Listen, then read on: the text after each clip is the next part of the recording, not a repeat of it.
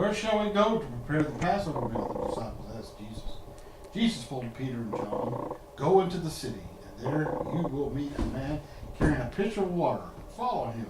When he goes into the house, say to him, where is thy guest room? Where Jesus is to eat the Passover with his disciples. The two went their way. It was as Jesus had said. The owner of the house led them upstairs. Probably he knew Jesus and was glad to have him use the guest room. When evening came, Jesus and the other 10 joined Peter and John. A feeling of sadness crept over them when Jesus said that this was his last supper with them. Would Jesus really be taken away from them? It seemed impossible to think men ever could kill him as soon as they were talking about other matters at the supper table. Some wondered who would be the greatest in Jesus' kingdom. They did not understand his teachings. Jesus knew their thoughts and wanted to teach them more about his kingdom.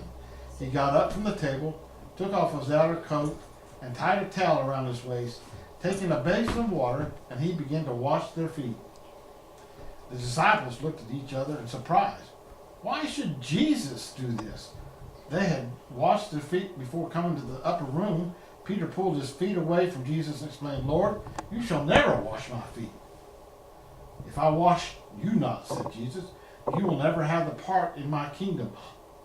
But Peter wanted a part in Jesus' kingdom.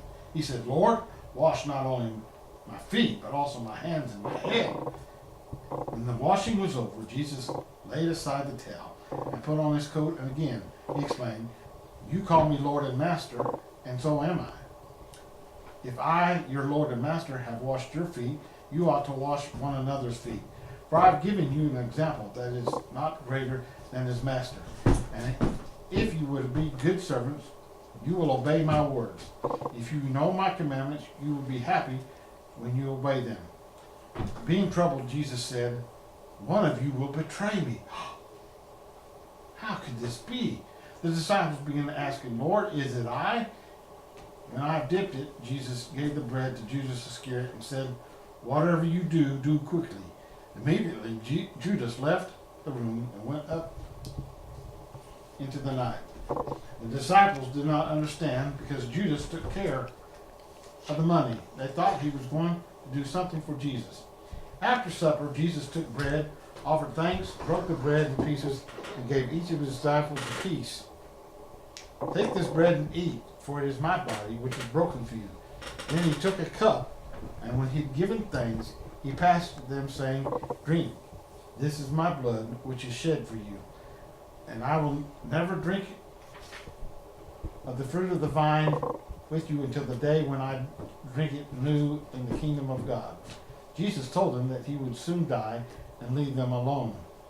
They should not be afraid. After I am risen, I will go before you into Galilee. Peter said, Lord, I will never leave you. Jesus answered, this night before the cock crows, you will deny me 3 times.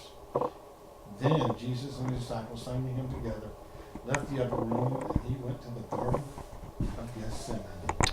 Man.